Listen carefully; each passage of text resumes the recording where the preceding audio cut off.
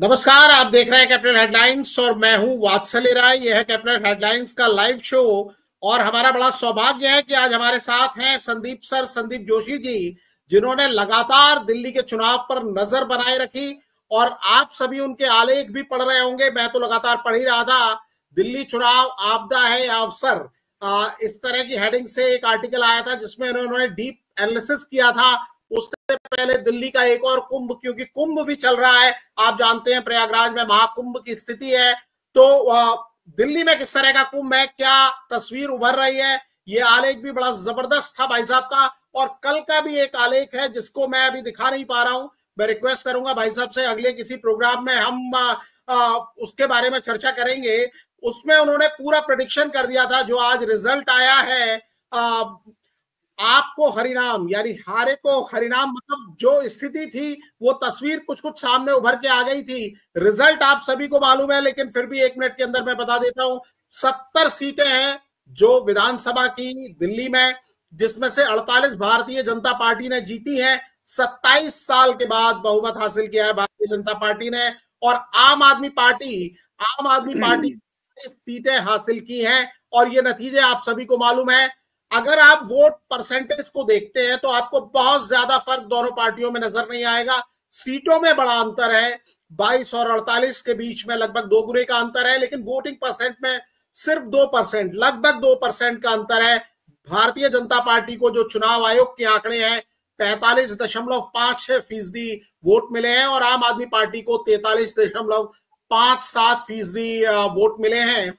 14 सीटों पर कांग्रेस को जो वोट मिले हैं, अगर गठबंधन हो जाता, कई राजनीतिक विश्लेषक ये अनुमान लगा रहे हैं, तो कांग्रेस और आम आदमी पार्टी मिलकर बहुमत हासिल कर सकते थे। क्योंकि 14 सीटों पर कांग्रेस को जो वोट मिले हैं वो भारतीय जनता पार्टी की जो जीत का अंतर है उससे ज्यादा कांग्रेस ने वोट हासिल किए हैं।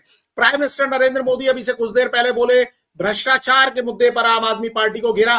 भाषण बहुत लंबा था, अन्ना हजारे को याद किया, अपनी तमाम योजनाएं घोषणाएं उनको बाद याद किया और यह भी कहा कि दिल्ली को एक वर्ल्ड क्लास कैपिटल बनाएंगे। लेकिन जिस बात पर उन्होंने अटैक किया सीधे तौर पर, यह कहा कि जिस पार्टी का जन्म भी भ्रष्टाचार के विरुद्ध आंदोलन से हुआ हो वही भ्रष्टाचार में लिप्त हो गई। देश की ऐसी पार्टी बनी जिसके मुख्यमंत्री मंत्री भ्रष्टाचार के आरोप में जेल गए। ये खुद को ईमानदारी का सर्टिफिकेट और दूसरों को भ्रष्टाचार का मेडल देते थे, वो खुद बेईमान निकले। प्राइम मिनिस्टर ने घेरने की कोशिश की। इसी तरह केजरीवाल साहब ने एक 2 मिनट का बयान दिया, उन्होंने ट्विटर पर खुद ही पोस्ट किया और उसमें उन्होंने बताया कि किस तरह से उनकी सरकार ने काम किया और उन्होंने ये भी वादा किया है कि वो लोगों के सुख दुख में हमेशा काम आएंगे और वो सत्ता की राजनीति करने नहीं आए हैं। तो ये एक जरूरी बात थी जिसे रखना था। अब आदरणीय संदीप जोशी सर से ही समझेंगे, क्योंकि ये दिल्ली की राजनीति को आज से नहीं कई दशकों से देख रहे हैं, बड़े करीब से देख रहे हैं और बड़ी पैनी इनकी नजर रहती है। तो सर, कैसे हुआ ये, क्या हुआ? लग नहीं रहा था, कांटे का मुकाबला सब लोग कह रहे थे। कैसे बीजेपी के पक्ष में पड़ला झुक गया? पहले तो सभी देखने सुनने वालों को सादर नमस्कार। अपन शुरुआत करेंगे कि दिल्ली की जनता का विश्वास जीतने के लिए सभी 70 जनसेवकों को, विधायकों को बहुत शुभकामना। ये दिल्ली की जनता की आशा के जनमत की जीत है और ये केंद्र की दिल्ली पर जीत है, यानी हिंदुस्तान की जीत दिल्ली पर है।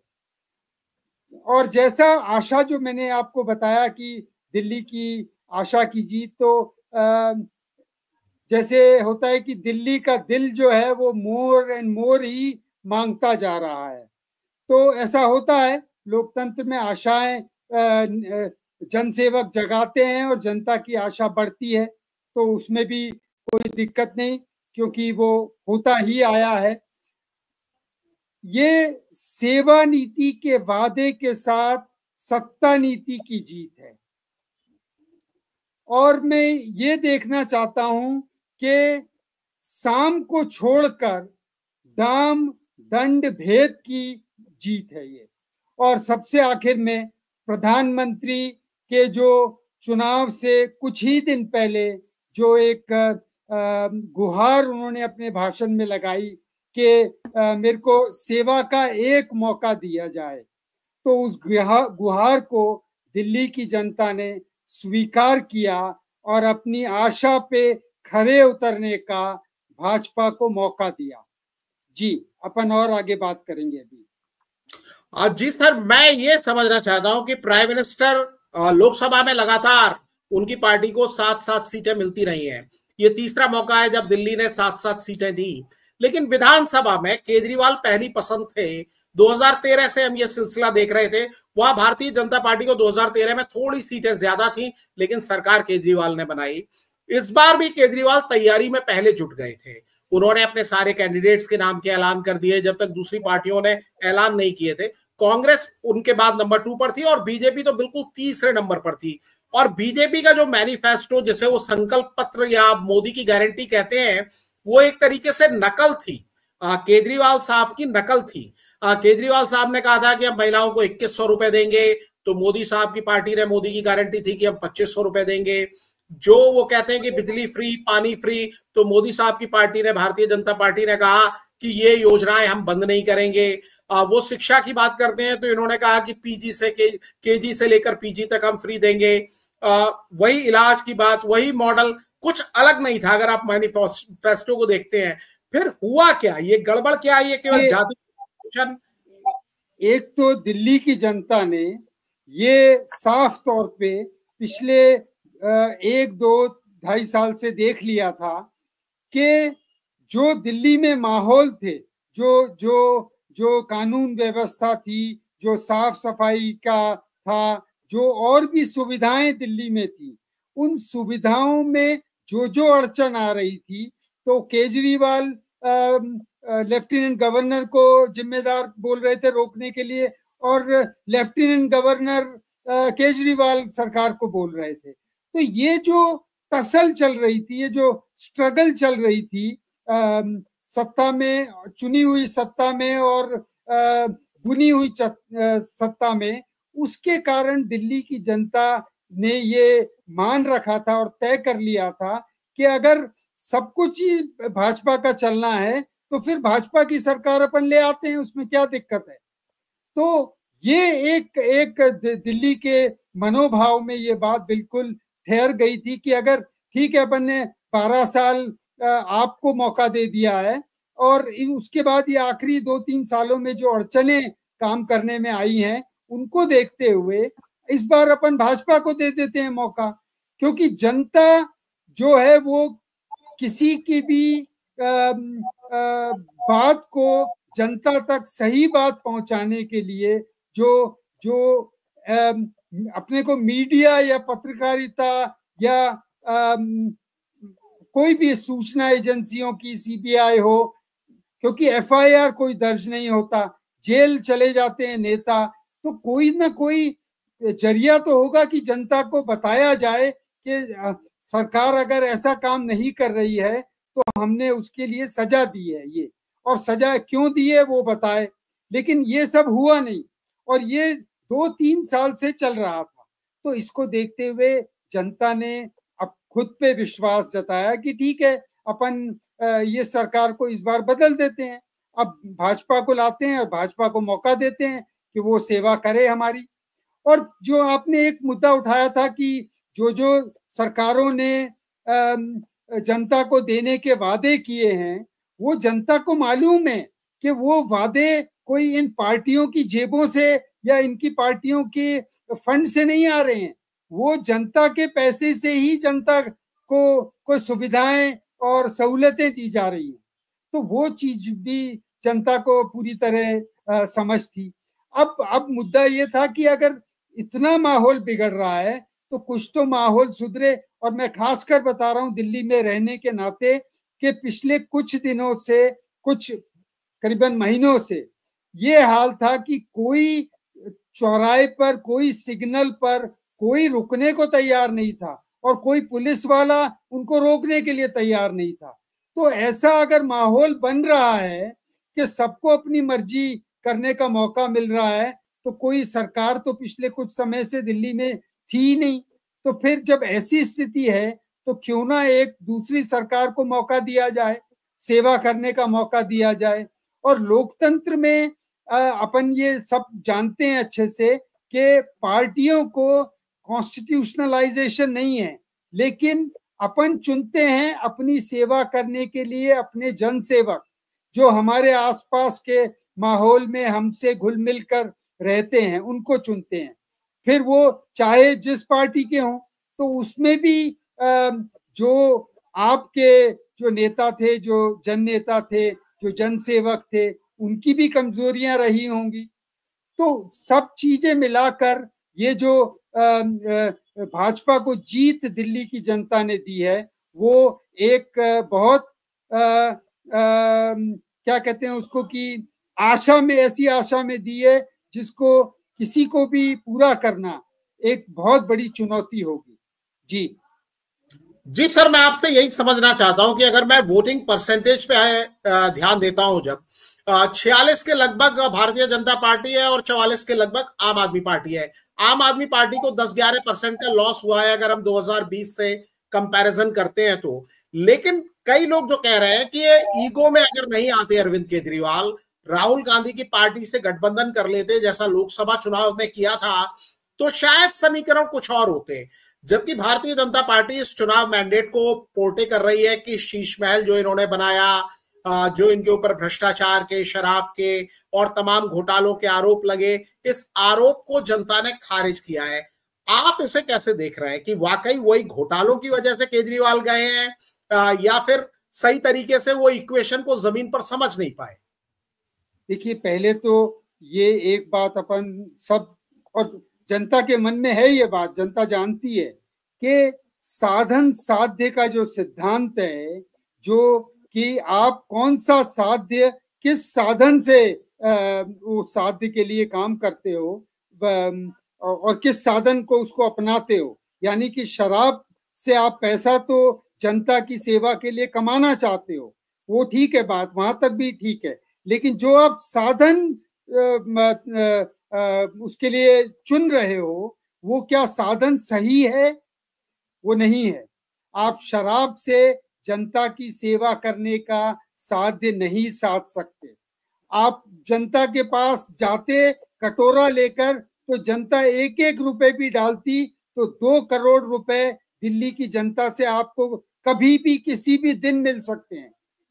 तो आपको शराब घोटाले में पड़ने की कभी भी जरूरत नहीं थी। और उसके नाते उसमें कुछ पार्टी के लिए खाया हो या खुद के लिए खाया हो, वो एक अलग मुद्दा है। वो न भाजपा अभी तक दिल्ली की जनता को समझा पाई है, न एजेंसीज को ही समझा पाई है कि किसने कितना पैसा कहाँ लिया, कैसे लिया, वो कोई समझा नहीं पाई है। लेकिन जनता के मन में जो समझ है वो यही है कि जनता को मालूम है कि सही जगह पहुंचने के लिए अपने को रास्ता भी सही लेना चाहिए, जिसमें आप और केजरीवाल नाकाम रहे। लेकिन उसके दूसरी तरफ अपन देखें तो ये भी प्रूव करने में इसको उनको जेल जाना, केजरीवाल का जेल जाना उस मुद्दे पर, वो भी कोई समझा नहीं पाया है। अब बेशक चाहे तो अभी भी समझा लें जनता को। तो ये एक बात रही। दूसरी बात आपने आंकड़ों की करी। देखिए, 1% या 2% से मैं क्रिकेट के बारे में भी बात करता रहा हूं। आंकड़े जो होते हैं वो अपने को कुछ हद तक लेके जाते हैं, वो अपने को पूरा चित्र नहीं दिखाते हैं। चित्र में तो खिलाड़ियों और खेल का चरित्र ही सामने आता है। तो आंकड़ों का कोई नहीं, 2-2.5% का अगर फर्क है, लेकिन सीटों में 20-22 का फर्क है, तो वो कोई मुद्दा बिल्कुल नहीं बनना चाहिए और न मैं उसको कोई तवज्जो देना चाहता हूं। मैं तो ये मान रहा हूं कि दिल्ली की जनता अपनी आशा में, अपने दिल मांगे more and more and more की ख्वाहिश में ये बदलाव दिल्ली की जनता ने किया है। अब दिल्ली की जनता ही इसको देखेगी आगे कि उन्होंने यही जनमत दिया और ये जनमत सेवा के लिए दिया, वो सेवा हो रही है कि नहीं, वो अगले कुछ समय में अपन देखेंगे। जी सर, मैं आपसे एक चीज और समझना चाह रहा हूं कि जैसे ये रिजल्ट आया पहले तो लोग एग्जिट पोल को खारिज कर रहे थे जो आम आदमी पार्टी को सपोर्ट कर रहे थे, लेकिन अब बहुत सारे पॉलिटिकल पंडित्स को मैं सुन रहा हूं वो आम आदमी पार्टी का मरसिया पढ़ने लगे। मतलब उसके अब ये ऐलान करने लगे केजरीवाल हार गए, सिसोदिया हार गए, अब इनके हाथ से पंजाब में जो आम आदमी पार्टी का संगठन है, जहां इनकी एकमात्र सरकार बची है, वहां भी ये संगठन इनके हाथ से निकल जाएगा। और तमाम बातें आम आदमी पार्टी के भविष्य को लेकर हो रही हैं, जबकि कई लोग बड़ी उम्मीद से इस पार्टी की ओर देखते थे, कई लोग इनके साथ जुड़े, कई लोग अलग भी हुए। आप इस पार्टी का भविष्य क्या देखते हैं? कोई भविष्य आप देखते हैं?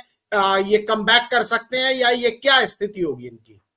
देखिए, मैं तो मानता हूं कि कोई भी सुचारू लोकतंत्र के लिए एक परिपक्व विरोधी दल तो चाहिए। विरोधी दल हो ना हो, लेकिन विरोध सच्चाई से करने वाले, सच्ची बात सामने रखने वाले लोग तो चाहिए, तभी वो चलता है लोकतंत्र, नहीं तो वो तानाशाही में बदल जाता है। क्योंकि सत्ता, अपन सब जानते हैं, सत्ता भ्रष्ट तो करती है और पूर्ण सत्ता पूर्ण भ्रष्ट कर देती है।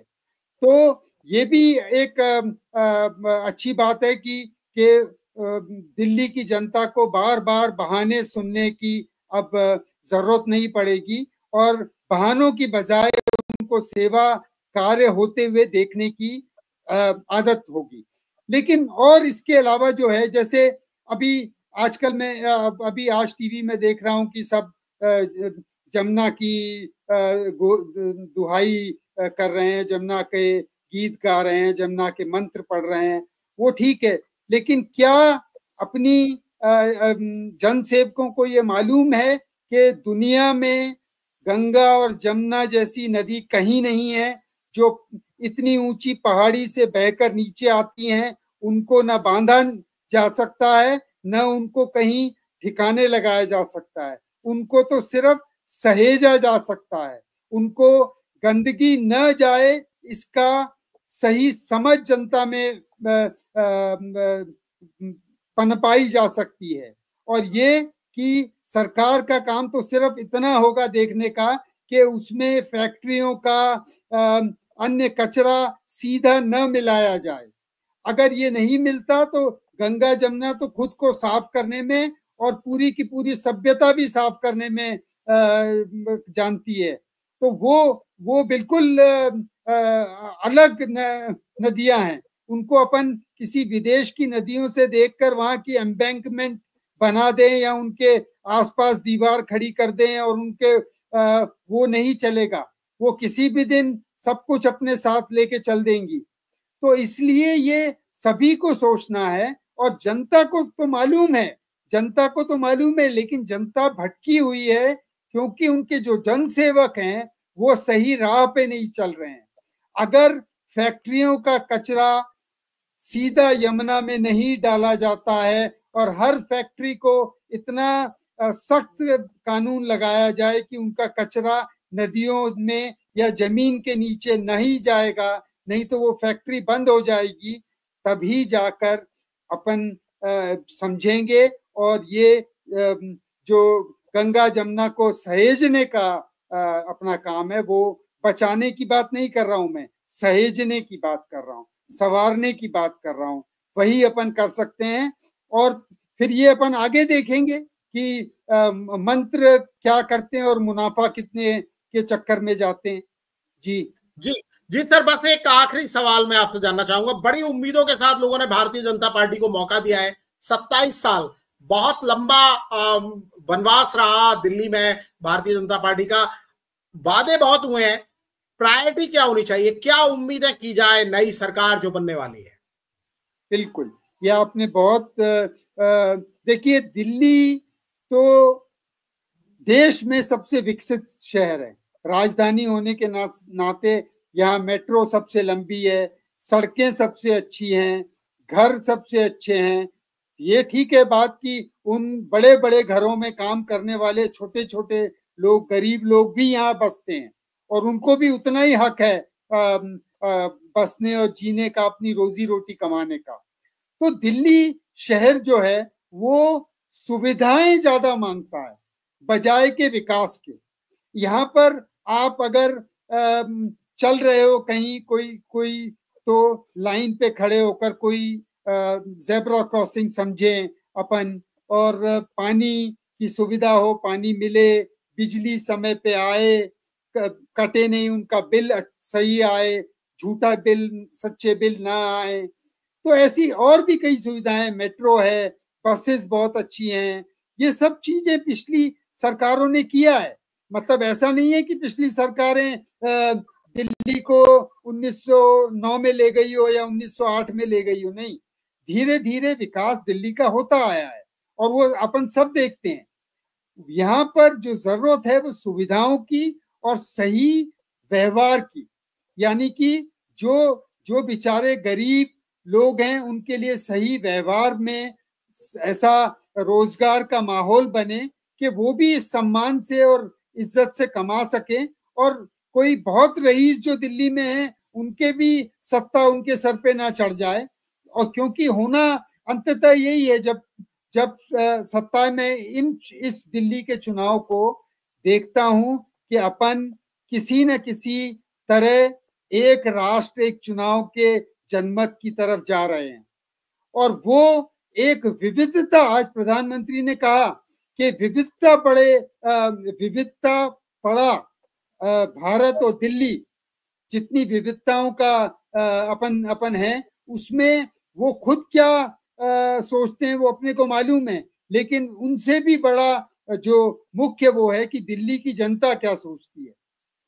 तो अपन तो दिल्ली की जनता के रंग हर चुनाव में देखते रहेंगे, और अगर 7-7 सीटें लोकसभा में भाजपा को दे सकती है और 67 और 62 सीटें आपको दे सकती है इन्हीं 10 सालों के अंदर, तो दिल्ली की जनता महान है और दिल्ली की जनता को बधाई। जी बिल्कुल, बधाई तो वाकई दिल्ली की जनता को है, भारतीय जनता पार्टी को भी है, और आम आदमी पार्टी भी अपना हौसला बनाए रखे, क्योंकि जैसा आपने कहा सर कि एक मजबूत विपक्ष का होना भी जरूरी है। केजरीवाल ने जो वादा किया है कि सुख दुख में खड़े रहेंगे, उन्हें खड़ा रहना चाहिए, और वापसी का यही एक तरीका है। सर आपने हमें वक्त दिया इस चुनाव नतीजे पर। और एक बात और, आजकल के समय में जो भाषा और भाषणबाजी का जो विघटन हो रहा है कि आप बजाय व्यवहार व्यवस्था के बात करने के आज व्यक्ति के बारे में ज्यादा बातें होने लगी हैं, वो थोड़ा कम हो, क्योंकि उससे भी जनता तंग आई हुई है। जी बिल्कुल बिल्कुल, इसका ध्यान रखना चाहिए। और सर आपने इतना अच्छा विश्लेषण किया, आपका बहुत आभार, धन्यवाद। जल्दी आपसे दोबारा मुलाकात होगी, क्योंकि बहुत दिन से लोग मिस कर रहे हैं। क्रिकेट पर आपसे चर्चा की, लेकिन आज का दिन राजनीति का था, और लगातार हम तो आपका आलेख पढ़ते ही रहे थे, तो हमें लगा कि दिल्ली पर आपसे बात करना बड़ा जरूरी है। और मैं तो चाहूंगा किसी दिन हम लोग आमने सामने बैठकर क्रिकेट पर बात करें, क्योंकि एक महाकुंभ एक और शुरू होने वाला है। एक नदियों का संगम पर तो महाकुंभ चल ही रहा है, अब क्रिकेट का महाकुंभ भी शुरू होने वाला है। तो सर बहुत सारे लोग आपकी बात सुनने के लिए इंतजार कर रहे हैं, लेकिन वो बात हम करेंगे आपसे किसी और दिन। आज के लिए आपका बहुत शुक्रिया, आभार, नमस्कार। देखने सुनने वालों को नमस्कार।